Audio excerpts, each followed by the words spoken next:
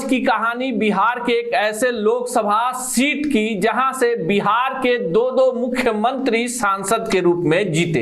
एक ही जाति का वर्चस्व रहा और आजादी के बाद से अब तक उसी जाति के सर्वाधिक सांसद उस लोकसभा क्षेत्र से जीते। उस लोकसभा क्षेत्र के बारे में कहा जाता है कि पूरे देश में यादवों की सबसे सेफ सीट है और वो सीट है बिहार की मधेपुरा। आज के इस वीडियो में इस स्टोरी में हम चर्चा करेंगे मधेपुरा लोकसभा सीट की। नमस्कार, आप देखना शुरू कर चुके हैं बिहार टॉक को। मेरा नाम अनूप नारायण सिंह है और आज हम चर्चा कर रहे हैं मधेपुरा लोकसभा सीट की। हम कहानी को आगे बढ़ाएं उसके पहले सीधे इतिहास के पन्नों से कुछ तथ्यों से आपको अवगत करा देते हैं। मधेपुरा लोकसभा क्षेत्र जो है 1967 में अस्तित्व में आया और इस सीट से पहली बार जो चुनाव जीते उनका नाम था बिंदेश्वरी प्रसाद मंडल। इसी बिंदेश्वरी प्रसाद मंडल के नेतृत्व में मंडल आयोग बना जिसने पिछड़ा और अति पिछड़ा को आरक्षण देने के लिए अनुशंसा की थी। बिंदेश्वरी प्रसाद मंडल जो थे बाद में बिहार के मुख्यमंत्री बने और बड़े यादव नेताओं में शुमार थे। पहली बार 1967 में मधेपुरा से बिंदेश्वरी प्रसाद मंडल सांसद के रूप में चुनाव जीते। 1981 में मधेपुरा जिला बना। इस लोकसभा क्षेत्र के अंतर्गत 6 विधानसभा सीटें आती हैं जिसमें से 4 सीटें जो हैं वो मधेपुरा जिले की हैं और 2 सीटें सहरसा जिले की हैं। आपको बता दें कि जो ये सीटें हैं वो हैं आलमनगर। देखिए आलमनगर से लगातार जो विधायक जीतते हैं यादव जाति के हैं। आलमनगर, बिहारीगंज, मधेपुरा और सिंहेश्वर सुरक्षित, ये जो 4 विधानसभा क्षेत्र है ये 4 विधानसभा क्षेत्र मधेपुरा का है। उसके बाद जो सहरसा जिले की सीटें हैं उसमें सोनबरसा और महिषी, देखिए सोनबरसा और महिषी सहरसा जिले की है। जातीय समीकरण की बात करें तो कुल 17.5 लाख मतदाता मधेपुरा लोकसभा क्षेत्र के सांसद का चुनाव करते हैं, यानी मतदाताओं की कुल तादाद जो है 17.5 लाख के करीब है। अब आपको बताया कि जातीय समीकरण क्या है। जातीय समीकरण क्या कहता है मधेपुरा का, तो मधेपुरा में विभिन्न स्रोतों से जो जातीय आंकड़े एकत्रित किए गए हैं उसके अनुसार 17.5 लाख मतदाताओं में सर्वाधिक 3,30,000 यादव जाति के मतदाता हैं। दूसरे नंबर पर मुस्लिम हैं जिनकी तादाद मधेपुरा में 1,80,000 है, यानी मुस्लिम और यादव का कॉम्बिनेशन बन जाए तो ये आंकड़ा 4 लाख को पार कर जाता है। लेकिन तीसरे पायदान पर जो जाति है वो है ब्राह्मण। इनकी तादाद 1,70,000 है। चौथे स्थान पर मधेपुरा में राजपूतों का नंबर आता है और इनकी तादाद 1,10,000 है। लालू का MY समीकरण यानी मुस्लिम यादव समीकरण मधेपुरा से शुरू होता है। लालू यादव खुद 2 बार मधेपुरा से सांसद रहे। पहली बार इस सीट से सबसे ज्यादा 4 बार शरद यादव सांसद रहे। 1998 में लालू प्रसाद यादव ने राजद उम्मीदवार के तौर पर शरद यादव को 50,000 मतों से मात दे दी। लेकिन 1 साल बाद ही हुए चुनाव में 1999 में जब चुनाव हुए तो जदयू भाजपा के उम्मीदवार के तौर पर शरद यादव ने लालू यादव को 30,000 मतों से चुनाव हरा दिया।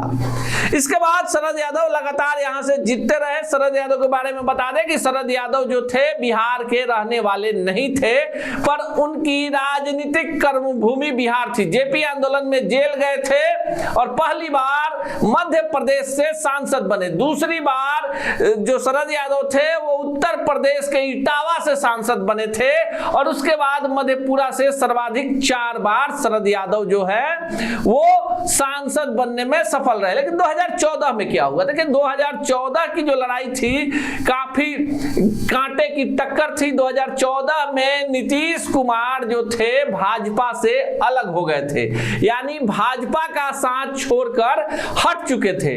ऐसे में राजद ने 2014 में मोदी लहर में वहां से पप्पू यादव को टिकट दे दिया और दूसरी तरफ जदयू के टिकट पर शरद यादव थे और भाजपा ने रेणु कुशवाहा, देखिए पहली बार जहां कुशवाहा का कोई कॉम्बिनेशन नहीं था वहां से भाजपा ने रेणु कुशवाहा के पति को टिकट दिया।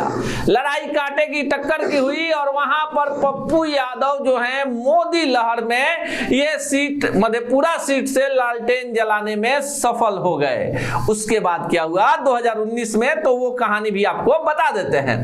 2019 में पप्पू यादव का राजद से कनेक्शन कट गया। 2019 में दिनेश चंद्र यादव जदयू के उम्मीदवार हो गए और भाजपा जदयू का गठबंधन था। शरद यादव भी थे।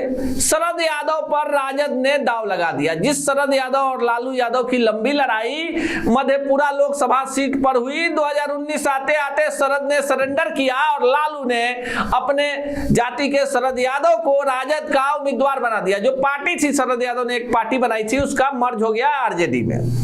लेकिन इस सीट से दिनेश चंद्र यादव ने रिकॉर्ड मतों से चुनाव हरा दिया शरद यादव को। अब शरद यादव इस दुनिया में नहीं है।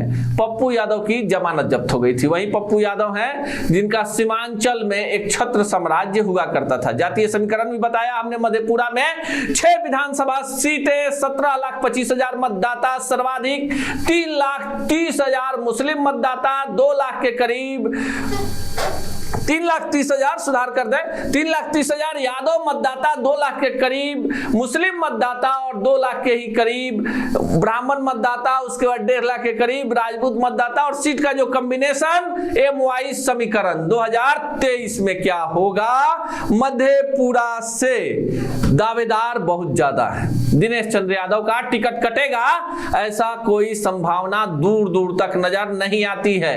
दिनेश चंद्र यादव जो नीतीश के करीबी हैं, यादव हैं और राजद के पास वहां से कोई दमदार उम्मीदवार नहीं है। लेकिन कौन है पूरे खेल को पलटने वाला? नाम था पप्पू यादव। पहले ही डोरा डाला राजद टिकट दे दे या महागठबंधन के इतर एनडीए, किसी ने पप्पू यादव को तरजीह नहीं दी। पप्पू अपनी परंपरागत पुरानी सीट पूर्णिया से चुनाव लड़ने की घोषणा कर पूर्णिया में भिड़ गए हैं। अब मधेपुरा का मैदान खाली है।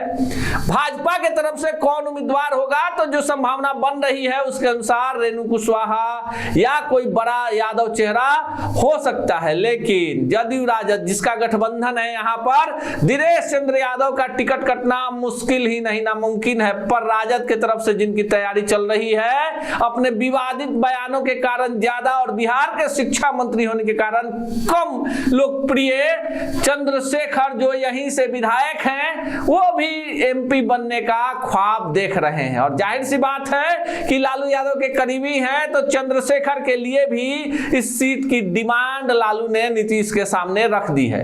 अब यह देखना खास होगा कि 17,25,000 मतदाता और विनिंग कॉम्बिनेशन यादव मुस्लिम वाले इस सीट पर भाजपा कैसे महागठबंधन का तोड़ निकाल पाती है। फिलहाल इस खबर में इतना ही।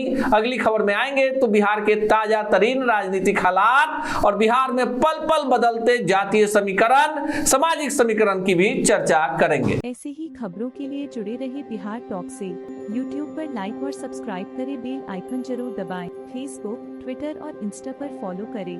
धन्यवाद।